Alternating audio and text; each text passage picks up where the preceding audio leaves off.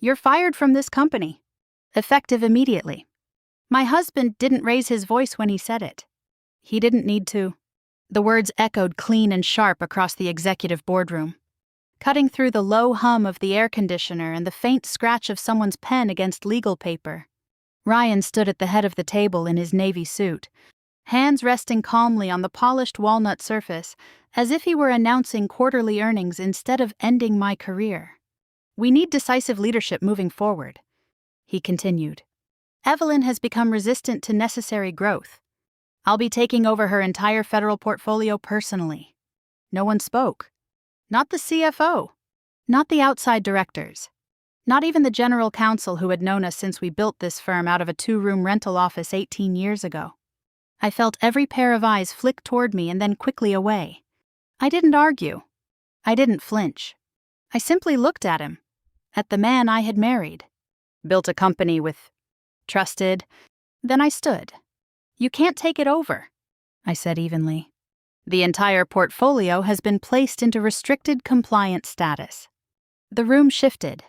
Until federal authorization confirms a qualified managing officer, every active contract is locked. The word locked landed harder than his termination ever could. The boardroom froze. For a second, Ryan smiled as if I were bluffing. "That's not how this works," he said lightly. "IT can restore access within minutes." But the IT director didn't move. Instead, I heard the faint click of keys as the CFO opened his laptop. His face changed first. The color drained from it in slow, unmistakable waves. "What is it?" one of the outside directors asked. The CFO swallowed. "Our federal contractor registry status just shifted to under responsible officer review." Ryan's jaw tightened. "That's temporary. It triggered automatically," I said. The moment my termination was processed, silence thickened again. But this time it wasn't awkward. It was heavy. Carter and Vale Infrastructure Consulting wasn't just another regional firm. Nearly 60% of our revenue came from federal highway and bridge infrastructure contracts. Every one of those contracts required a designated responsible managing officer, someone with federal clearance, licensing credentials, and compliance authority recognized by the Department of Transportation. That someone was me. Ryan tried to keep control of the narrative. "This is procedural. We'll appoint a new officer." "You can't just appoint one," I replied calmly. "The surety bonds underwriting our performance guarantees are tied to my license. The revolving credit facility references uninterrupted federal eligibility. Until the Federal Registry validates a successor, the bonds are under review." The IT director finally spoke. Quietly. "The compliance encryption escrow requires dual authentication linked to Evelyn's federal ID. It can't be overridden without external notification." Ryan's eyes flicked toward him. "Override it." "I can't." One of the outside directors leaned back slowly in her chair. Another avoided looking at me altogether. This wasn't sabotage. It was structure. 2 years earlier, after a near-miss compliance audit that almost cost us a multi-million-dollar contract, I had rebuilt our internal safeguards from the ground up. Dual authentication, escrowed credentials, automatic federal notification protocols in case of executive changes. At the time, Ryan had called it excessive, paranoid, he'd said. Now the system was doing exactly what it had been designed to do, protect the company from instability at the top. My phone vibrated softly against the table. I didn't need to look to know what it was. The federal contracting portal rarely sent messages without cause. Ryan stepped closer to me, lowering his voice. "You're humiliating me." "I'm protecting the company," I answered just as quietly. Across the table, the general counsel cleared his throat. "We need to recess and assess exposure." Exposure. That word hung in the air like a warning. The CFO's fingers moved rapidly across his keyboard. 3 active highway contracts just shifted to pending administrative review. One of the directors whispered, "Does this affect payroll?" The CFO hesitated. "Our line of credit contains a covenant tied to continuous federal eligibility. If the review extends..." He didn't finish the sentence. Ryan straightened, trying to recover authority. This is a technical disruption. We move forward. Evelyn is no longer authorized to represent the company. I'm still listed as the responsible managing officer until federal validation confirms otherwise, I said. If you attempt to submit documentation without proper authorization, it could trigger a compliance violation. His eyes locked onto mine, not with anger now, but with something closer to uncertainty. 18 years earlier, we had stood in an empty office with folding chairs and a borrowed printer, promising each other we would build something solid. Over time, Ryan had become the face of the firm, the interviews, the investor calls, the expansion announcements. I became the structure behind it all, the compliance frameworks, the risk mitigation, the contracts no one celebrated but everyone relied on. In the past year, he'd started talking about modernization, about bold growth, about private equity and aggressive scaling. He'd removed me from the expansion committee without notice. He'd corrected me publicly in meetings over minor projections. And now, in front of the executive board, he had tried to erase me entirely. The general counsel stood. We need an emergency executive session. Ryan exhaled sharply. This is unnecessary. It's required, the counsel replied. As board members gathered their papers, the CFO leaned toward me. What would it take to restore compliance status? I held his gaze.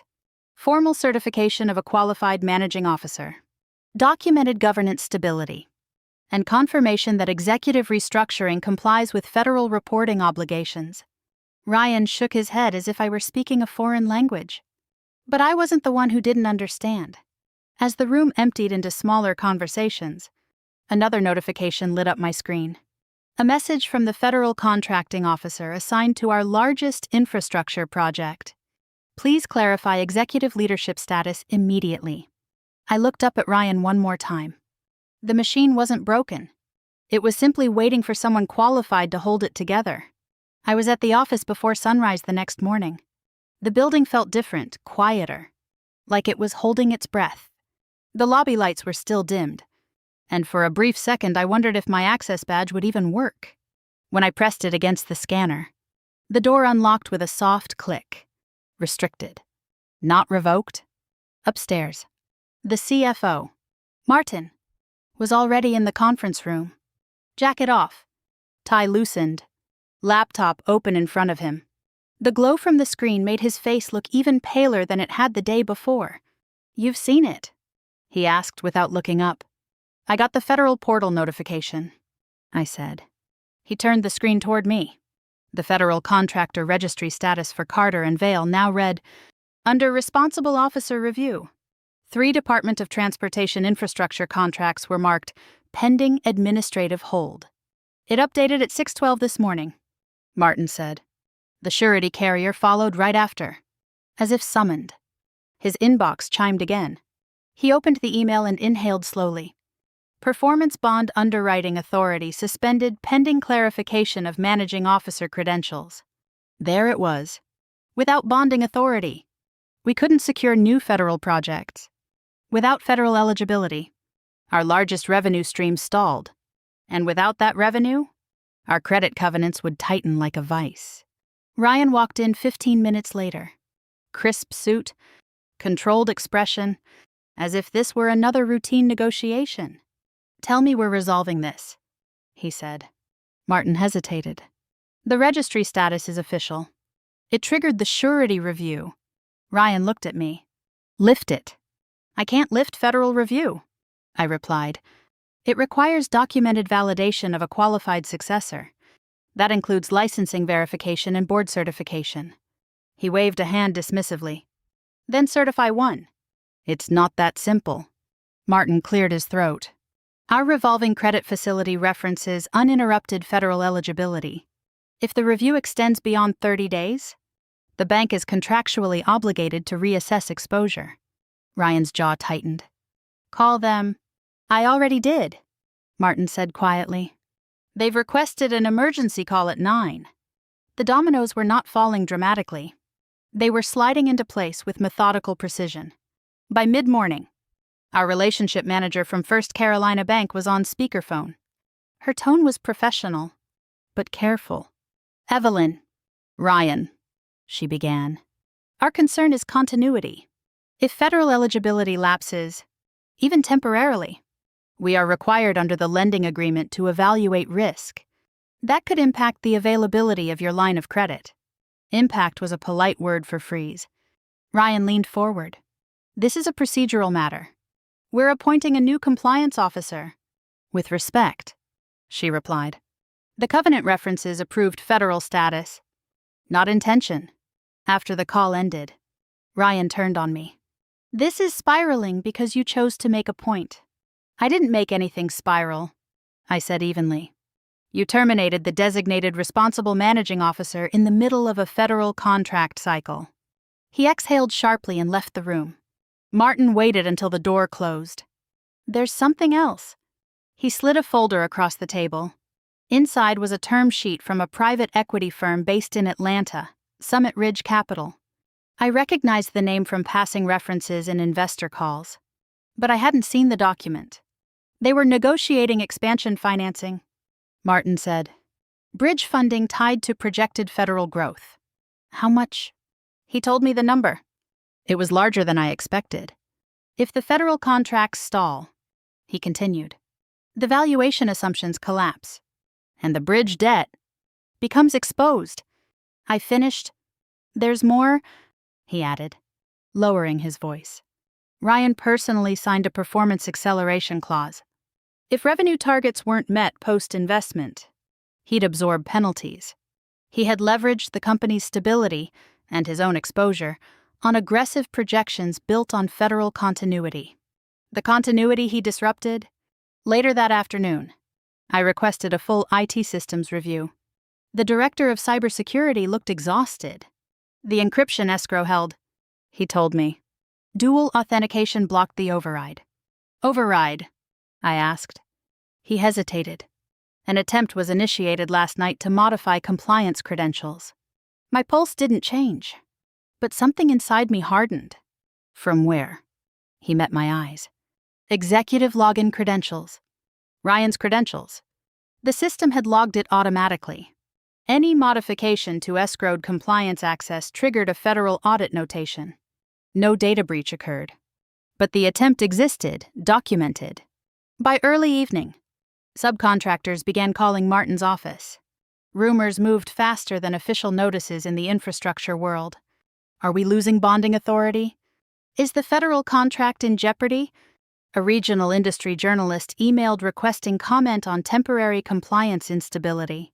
Ryan called an emergency leadership huddle, framing the situation as temporary turbulence. He spoke about growth strategy, about long-term positioning, about decisive leadership. I listened quietly. He avoided mentioning the debt structure, avoided mentioning the acceleration clause, avoided mentioning the attempted credential override. When the room cleared, he stopped me in the hallway. You're enjoying this, he said. No, I answered honestly. I'm watching consequences. He stepped closer. Reverse the hold. I don't control the hold. Federal validation does. And now there's an audit trail. His eyes flickered just briefly. That night at home, we moved around each other like strangers. The kitchen lights felt harsher than usual. He checked his phone repeatedly. Just after 9, his expression shifted. They've paused negotiations, he said flatly. Summit Ridge. He nodded once. Pending governance clarification. Governance clarification. He looked at me across the counter, not with anger this time, but calculation. For the first time since he stood in that boardroom and said, "You're fired," he understood something fundamental. The lockdown wasn't spreading because I wanted it to. It was spreading because the structure he tried to bypass was doing exactly what it had been built to do. Ryan didn't come to bed that night. I heard him pacing downstairs long after midnight. The faint creak of hardwood floors beneath controlled. Restless steps. The house felt unfamiliar, like a place staged for strangers instead of the home we had built together. When I walked into the kitchen just after 6, he was standing at the counter with a cup of coffee gone cold. "You really did this," he said without turning around. "I didn't do anything," I replied. You terminated the compliance officer on record for 60% of the company's federal revenue. He turned then, eyes sharper than I had seen in years. Don't hide behind technicalities. You locked down the portfolio to prove a point. I activated nothing. The system responded automatically. He let out a dry laugh. You expect me to believe that? I held his gaze. Yes. He stepped closer. You've been planning this for months. The accusation hung between us, heavier than the silence that followed. For a moment, I saw it clearly. In his mind, I wasn't his partner anymore. I was an obstacle, a rival, a threat. You removed me from the expansion committee 2 weeks ago, I said, without notice. You started negotiating a private equity deal I hadn't even seen in writing. That's leadership, he shot back. Decisive leadership. Not endless risk memos and compliance paranoia. It's not paranoia to understand federal law. He ran a hand through his hair, frustration breaking through his polished composure. The future of this company needs one clear voice. There it was again. He had said those exact words 2 months earlier after a tense board meeting. I had dismissed them at the time as posturing. Now I understood what he meant. One clear voice. His. You already started restructuring voting shares. Didn't you? I asked quietly. His expression shifted. Just slightly. I initiated governance adjustments, he said carefully, to streamline decision-making. Without telling me. I didn't need to. The words hit harder than the firing. After he left for the office, I walked into his home study. The room smelled faintly of leather and cologne, like a space curated for control. His desk drawer wasn't locked. Inside was a draft shareholder amendment, removing me permanently as responsible managing officer and transferring additional voting authority to him under a temporary executive consolidation clause. The document wasn't signed yet, but the language was precise. Below it sat a side letter tied to the Summit Ridge term sheet.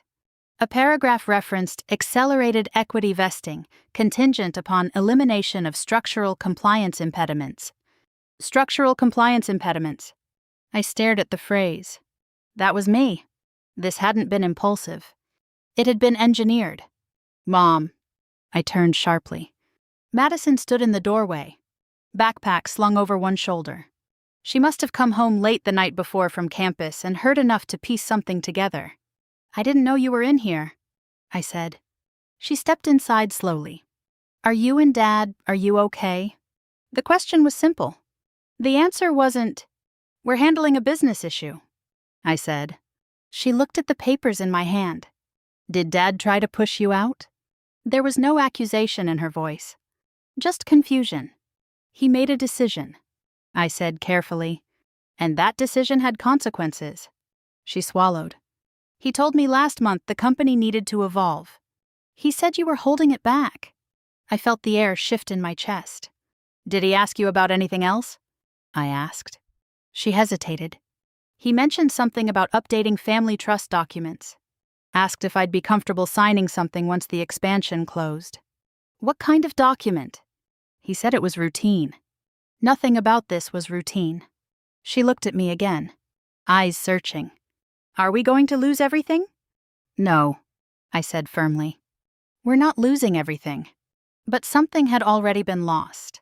After she left the room, I called an independent corporate attorney, someone outside the firm's usual counsel. I need to understand exposure, I said once the call connected. Exposure to what? He asked. To leverage debt tied to undisclosed expansion. To compliance override attempts. To fiduciary liability if this collapses. There was a pause on the other end. Evelyn, he said slowly. If executive leadership withheld material financial obligations from the board, that's serious. And if you knew and failed to act, you could be implicated. I didn't know the full scope. I said, but you do now. Yes. Then your obligation is to the company and its shareholders, not to your marriage. The sentence settled into me like a weight. By late afternoon, my phone buzzed with a confidential email from Martin. Preliminary summary attached. Off-balance sheet obligations larger than disclosed at last meeting. I opened the attachment. The numbers were not reckless in isolation, but layered together: bridge loans, contingent bonuses, personal guarantees. They formed a fragile tower dependent on uninterrupted federal growth. Growth he had jeopardized by firing me in front of the board. That evening, Ryan returned home later than usual. He didn't greet me. "We have an emergency board session tomorrow," he said. "I know. You think they're going to side with you?" "I think they're going to side with stability." He stared at me for a long moment.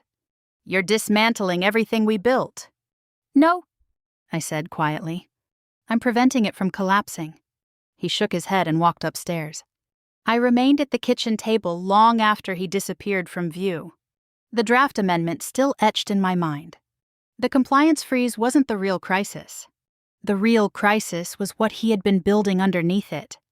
The emergency board session began at 8 sharp. No one lingered by the coffee machine. No one made small talk. The atmosphere in the conference room felt different from the day Ryan fired me. That had been theater. This was triage. Outside counsel sat at the far end of the table with a stack of documents neatly aligned. Martin distributed updated financial summaries without commentary. Ryan took his usual seat at the head of the table. But he no longer looked entirely certain it belonged to him. "We'll begin with status updates," the board chair said. Martin cleared his throat. "Federal Registry remains under responsible officer review. Surety bond carrier has formally suspended new underwriting authority until review concludes." A quiet murmur moved around the table. "Clarify," one outside director said. Martin nodded. "Without bonding authority, we cannot bid on additional federal infrastructure projects. Existing contracts remain pending administrative review." "And payroll?" another asked. Martin hesitated just long enough for the weight of it to register. "Our revolving credit facility includes a covenant tied to continuous federal eligibility. If the review extends beyond 30 days, the bank is contractually obligated to reassess exposure." Exposure. That word again. Ryan leaned forward. "This is temporary disruption. We appoint a new managing officer, certify documentation, and move on." Outside counsel finally spoke. "The federal validation process requires verification of credentials and a stability assessment of executive governance, which we are providing." Ryan replied tightly. "Are we?" one director asked. Martin slid another document across the table. "There is additional context the board should review." The room stilled. He summarized the bridge financing Ryan had secured in anticipation of the private equity deal. Short-term debt structured against projected federal revenue growth. Acceleration clauses tied to performance benchmarks. Personal guarantees layered into executive compensation incentives. "You approved this?" the board chair asked Ryan. "It was a strategic expansion initiative," Ryan said. "Aggressive growth requires bold positioning. Were all contingent liabilities disclosed at the time of authorization?" The director pressed. Ryan hesitated. Only for a second. But everyone saw it. The silence that followed was no longer about compliance status. It was about trust. I spoke carefully. "If federal revenue is interrupted, even temporarily, the projections underlying that debt structure weaken significantly. We don't anticipate interruption," Ryan snapped.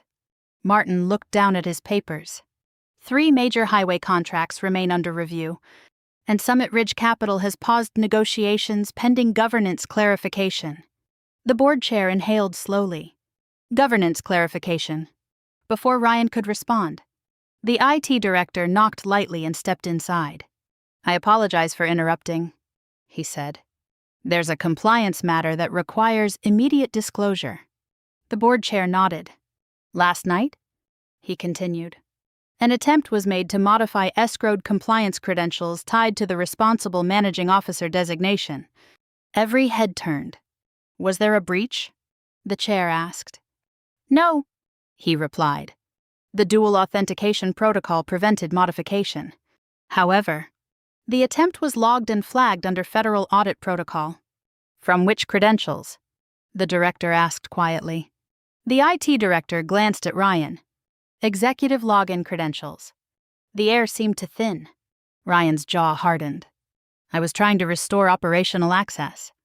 You cannot alter escrowed federal credentials without triggering audit flags, I said evenly. It was corrective action, he insisted. Outside counsel interjected. Regardless of intent, the existence of a logged override attempt may require written explanation to the federal agency. The implications were unmistakable. This was no longer a disagreement about leadership style. It was a compliance exposure event. The board chair called for a brief recess. In the hallway, one of the outside directors approached me privately. If this continues, she said, what stabilizes the situation? Formal reinstatement of a qualified managing officer. I answered. Transparent disclosure of all expansion-related debt. Temporary suspension of unilateral executive authority until audit review concludes. Her eyes studied mine.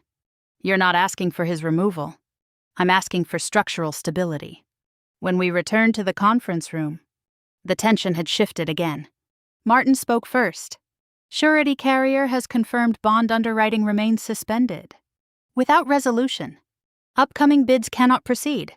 Another notification chimed softly on my phone. I didn't need to check it to know what it likely said, but I did anyway.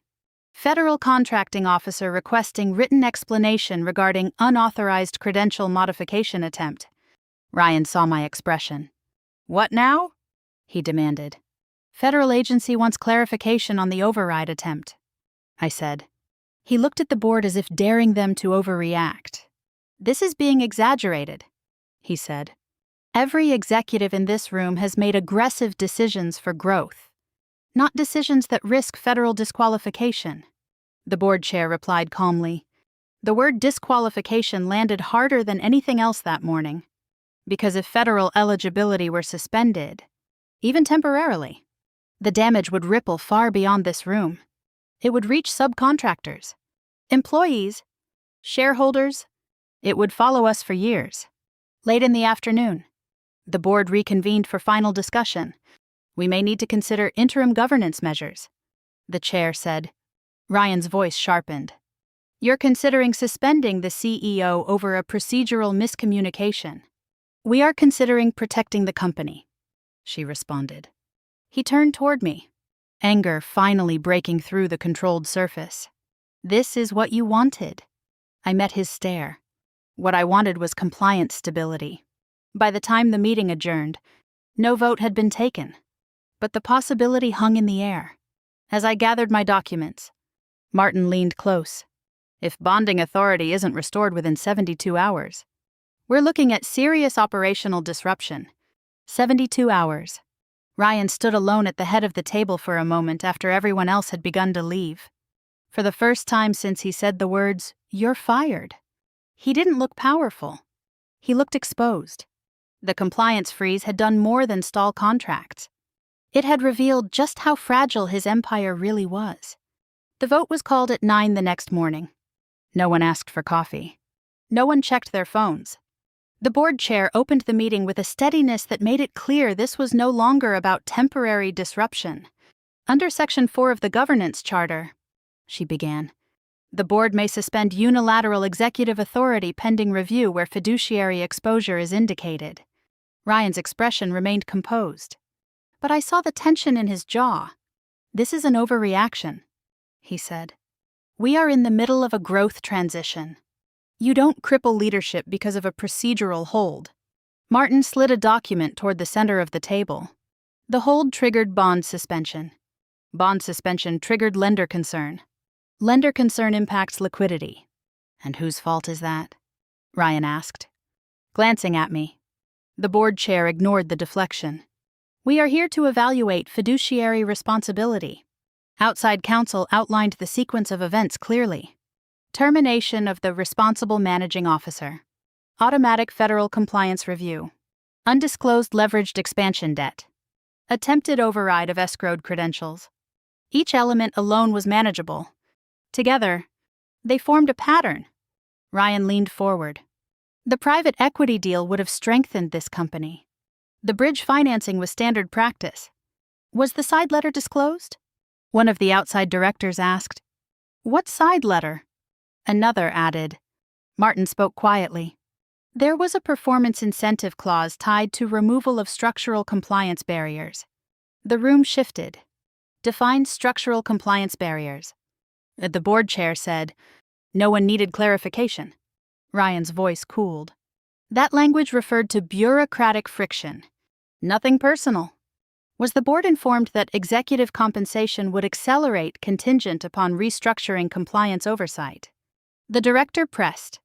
Ryan hesitated. Silence answered before he did. "It was within my executive discretion," he finally said. The board chair's tone sharpened. "Executive discretion does not override disclosure obligations." I sat still, hands folded, forcing myself to breathe evenly. This wasn't about vindication. It was about structure. "What stabilizes this?" the chair asked. Turning toward me, every eye in the room followed. "Reinstatement of a qualified responsible managing officer," I said. "Full disclosure of all expansion-related debt instruments. Suspension of unilateral executive authority until forensic audit concludes. Temporary freeze on new leveraged commitments." Ryan laughed once. Humorless. "So this is the plan. Strip me of control and hand it to her. This is about fiduciary duty," the chair said firmly. "Not your marriage." The word marriage landed like an exposed wire. Ryan stood abruptly. "You're letting a domestic dispute dictate corporate governance." "I'm letting documented risk dictate corporate governance," the chair replied. The IT director cleared his throat from the back of the room. "Federal Compliance Officer has confirmed that reinstatement of the previously designated managing officer would allow immediate progression of bond review." Ryan turned to me, disbelief flickering behind his anger. "You engineered this?" "No," I said quietly. "I built safeguards years ago. They're doing what they were designed to do." The board chair looked around the table.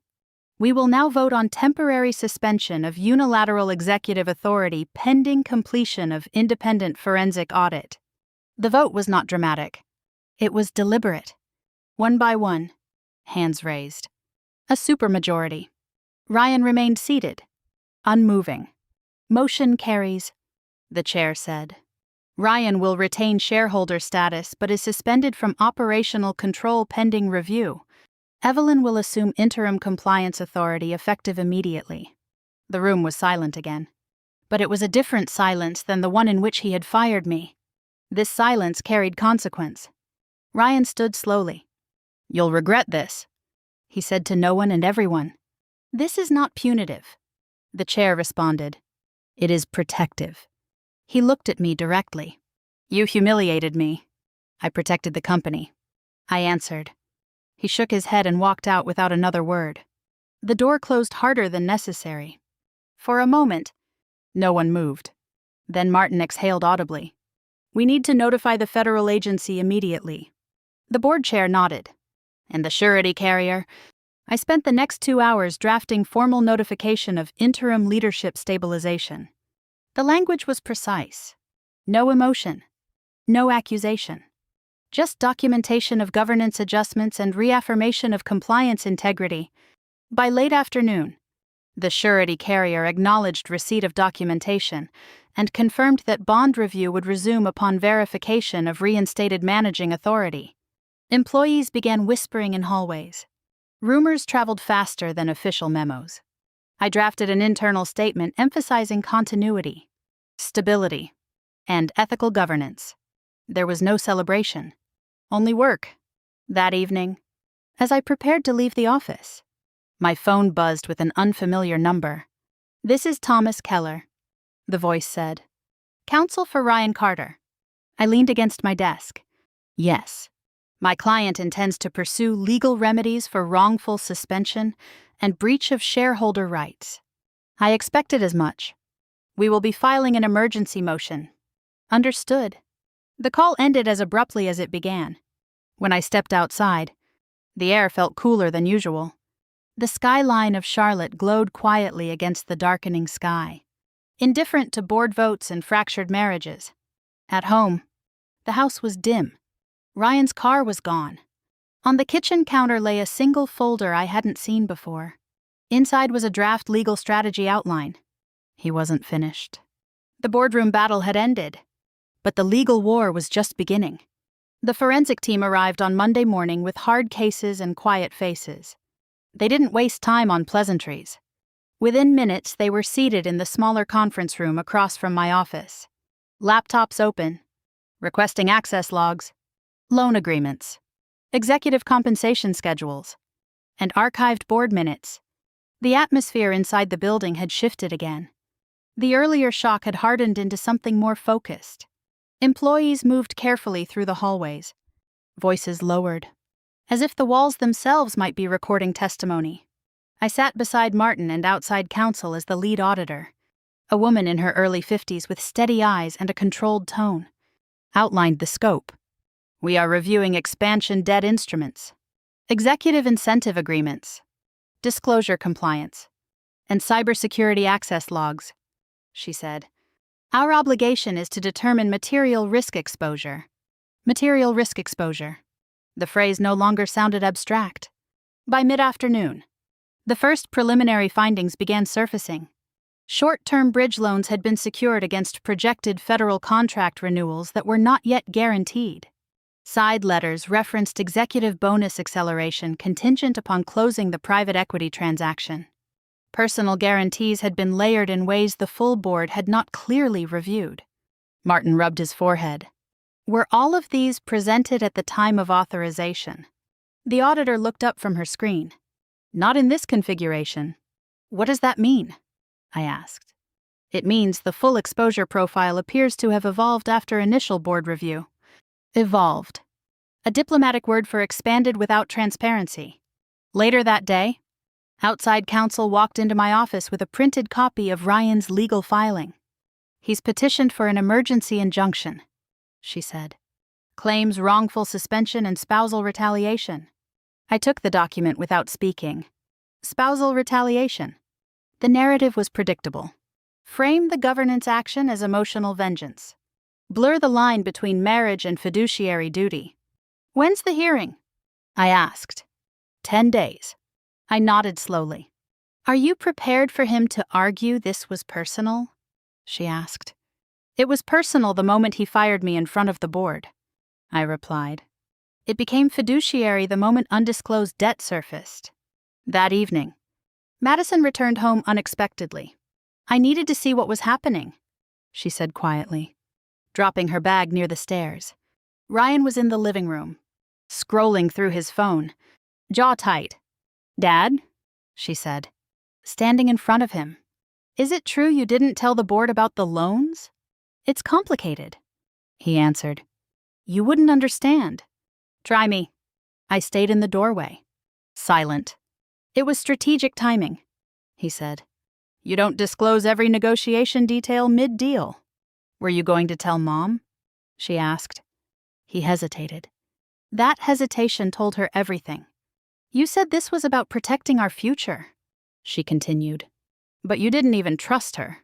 This isn't about trust, he snapped. It looks like it is, she replied softly. Later that night, she knocked on my bedroom door. He asked me a few weeks ago if I'd be comfortable signing updated trust documents once the expansion closed, she said. I didn't think anything of it then. What kind of documents? I asked. He said it was to simplify inheritance structures. Inheritance structures. The words echoed with unsettling clarity. He had been consolidating control not only in the company, but potentially in the family framework as well. The next morning, the IT director delivered a formal report to the audit team. The attempted override of escrowed compliance credentials originated from executive ID access, he said carefully. No data was altered. But the event is logged. Has Federal Review acknowledged the log? The auditor asked. Yes, I answered. They've requested written clarification. The auditor nodded. That elevates this beyond internal governance. Elevates. Every step upward increased exposure. By Thursday evening, the preliminary audit summary was delivered under attorney-client privilege. Undisclosed contingent debt. Incentive misalignment tied to compliance restructuring. Governance transparency gaps. The report did not use inflammatory language. It didn't need to. Outside counsel reviewed the summary and looked at me carefully. If fiduciary breach is confirmed, she said, the board may have to consider formal notice of personal liability. Personal liability. The words were heavier than any accusation. That night, I remained in the office long after everyone left. The city lights reflected faintly against the glass of my window. On my desk sat a framed photo from years ago, Ryan and I standing in front of our first completed infrastructure project. Hard hats on, smiling into the sun. I picked it up, studied it, then set it face down. My phone buzzed softly. A message from the federal compliance officer. Your internal safeguards prevented automatic contract disqualification. Please confirm interim authority documentation for file closure. I stared at the screen for several seconds. Prevented automatic disqualification. The lockdown had not destroyed the company. It had protected it from something far worse. Downstairs, I heard the faint echo of the cleaning crew's cart rolling across tile floors. I opened my laptop and drafted a formal response to the federal agency, attaching documentation of interim governance stabilization. As I pressed send, I understood something with unsettling clarity. The real risk had never been the compliance freeze. It had been unchecked ambition layered with secrecy. And now, with the audit nearly complete and the court date approaching, the consequences were aligning in ways no amount of charisma could deflect. The battle was no longer about contracts or authority. It was about who would be held responsible when growth crossed the line into deception. The courthouse steps were colder than I expected. Ryan stood a few feet away from me under the pale morning light, his attorney speaking in low, measured tones while he nodded as if this were just another negotiation he intended to win. He looked composed, controlled, the same face he wore in investor meetings. Inside, the courtroom felt smaller than our boardroom but heavier somehow. The judge entered without ceremony, took her seat, and began reviewing the filings. Ryan's attorney moved first. This suspension, he said smoothly, is retaliation disguised as governance. My client was removed from operational authority by a spouse with whom he is in personal conflict. This is not fiduciary action. It is marital warfare. I felt the words land, not because they were new, but because they were crafted to sound reasonable. Our counsel rose calmly. The timeline is clear. Termination of the federally designated responsible managing officer triggered automatic compliance review. Subsequent discovery of undisclosed leveraged debt and documented credential override attempts required board intervention to protect corporate stability. The judge flipped through the audit summary. Were material financial obligations disclosed to the full board prior to authorization? She asked, looking directly at Ryan. He shifted in his seat. All relevant information was provided in context. In context, she repeated.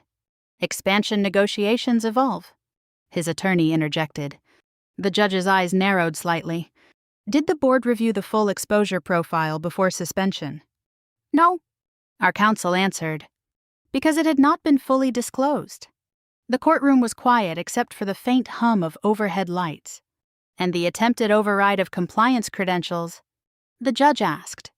Ryan's attorney stepped in again. An administrative correction attempt. Logged under federal audit protocol, she pressed. Yes, our counsel said. The judge leaned back. For the purposes of this emergency motion, she said, the question is not marital tension. It is fiduciary responsibility and preservation of corporate stability. She looked directly at Ryan.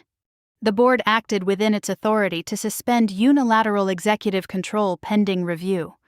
The motion for emergency injunction is denied. The gavel didn't need to strike loudly. The decision carried enough weight on its own. Ryan didn't look at me as we exited the courtroom. Back at the office, the board reconvened within hours. The forensic audit team presented their final findings in controlled, neutral language. Bridge loans secured against projected federal renewals not yet guaranteed. The lead auditor summarized incentive structures tied to removal of compliance oversight. Disclosure gaps relative to evolving exposure. One of the outside directors folded her hands carefully. Does this constitute breach of fiduciary duty? The auditor hesitated only briefly. It indicates significant governance risk. Outside counsel spoke more directly. Under state corporate law, material non-disclosure tied to personal incentive structures may constitute breach. The room absorbed that quietly. Ryan stood at the far end of the table, arms crossed. This is interpretation, not violation. It's exposure, Martin replied. The board chair looked around the table. We have to decide whether executive stability can be restored under current leadership. There was no argument this time. No raised voices. Just measured votes. One by one. Hands lifted. Permanent removal of Ryan as chief executive officer. A supermajority. He exhaled slowly when the count was finalized. This is how you choose to end it, he said. Though it wasn't clear whether he meant the company or the marriage. This is how we protect it. The chair answered. A second motion followed. Restructuring of voting shares into a governance trust, requiring multi-director oversight for major financial commitments. Approved. No more unilateral control. No more executive consolidation clauses buried in draft amendments. The structure itself would prevent repetition. As the meeting adjourned, Ryan waited in the hallway. You think this makes you stronger? He said quietly. I think it makes the company stable. You dismantled everything we built. I reinforced what you tried to leverage. For a moment, something flickered in his expression. Not anger, not regret, just recognition. In the end, he said, investors told me the company needed one decisive voice. And you believed it had to be yours. He didn't deny it. That evening, the board formally appointed me interim chief executive officer pending full confirmation vote. Documentation was filed with federal agencies. Surety bond review reopened under updated governance certification. When I returned home, the driveway was half empty. Inside, a suitcase stood near the front door. Ryan walked past me without speaking, lifted it, and paused for only a second. This isn't over, he said. It is, I replied. The door closed softly behind him. The house felt quiet in a way it hadn't in years. Upstairs, I sat at the edge of the bed and stared at the framed photograph still resting face down on my desk. The court had decided the legal battle. The board had decided the corporate one. What remained was the simple truth that ambition without transparency collapses under its own weight. And this time, I hadn't held it together for him. The federal confirmation email arrived at 8:17 on a quiet Tuesday morning. Responsible managing officer status. Validated. Bond underwriting authority. Reinstated. Compliance review.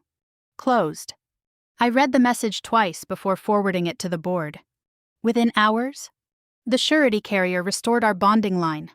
By mid-afternoon, the bank confirmed that our credit covenant would remain intact under the revised governance structure. The contract that had been sitting in administrative review shifted back to active.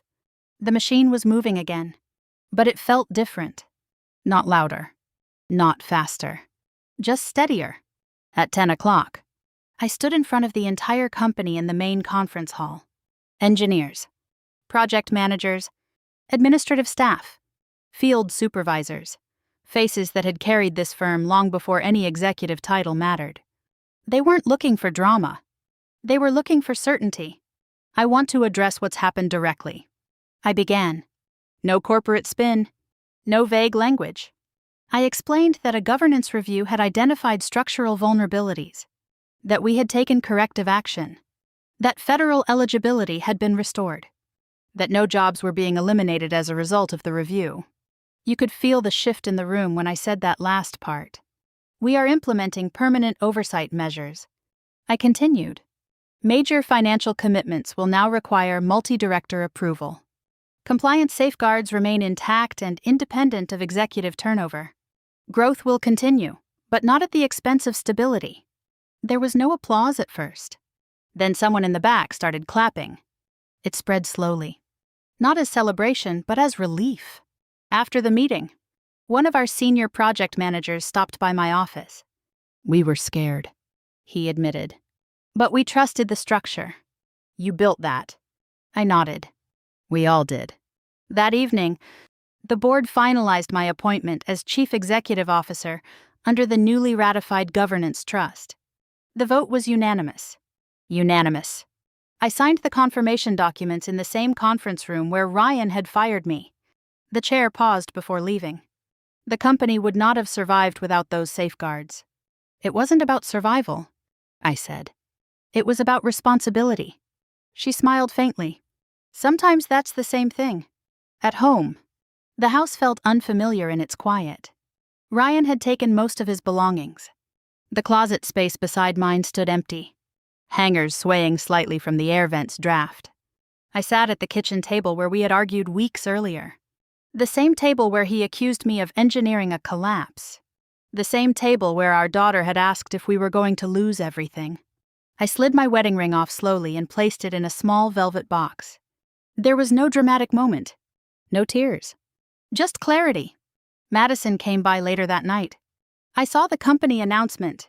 She said softly, "I'm proud of you." I looked at her and felt something steadier than triumph. I didn't win anything. I told her. I just refused to ignore what I knew. She hugged me tightly. That's stronger than winning. After she left, I returned to the office one last time before heading home for the night. The building was nearly empty. Lights dimmed. Cleaning crew long gone. From my window, the Charlotte skyline shimmered quietly. I thought about the boardroom. The silence when no one objected. The word locked hanging in the air. The look on Ryan's face when he realized the structure he dismissed was stronger than his authority. I didn't break the company. I stopped holding it together for someone who believed control mattered more than integrity. That's the difference. Revenge would have been destruction. This was enforcement. There's a moment in every marriage, every partnership, every workplace where you realize you've been carrying more than your share, not just of the workload, but of the stability. You absorb the risk. You smooth the cracks. You protect the structure. Until one day, someone decides you're expendable. If you've ever been underestimated in your own home or your own company, if someone has ever tried to erase the quiet work you built, I hope this story reminds you of something important. Knowing the system is power. Understanding the structure is power. Protecting your boundaries is not revenge. It's dignity. If this story resonated with you, I'd really love to hear about it. Have you ever faced a moment where you were publicly dismissed or pushed aside and chose not to break, but to stand firm? Share your experience in the comments. Your story might be the encouragement someone else needs to read tonight. And if you want more true revenge stories about women reclaiming power, setting boundaries, and restoring justice without losing themselves, make sure you stay with this channel. Subscribe, so you don't miss what comes next. I turned off the lights in my office that night and locked the door behind me, not to shut something down, but to protect what was finally built the right way. And for the first time in a long time, the silence felt peaceful.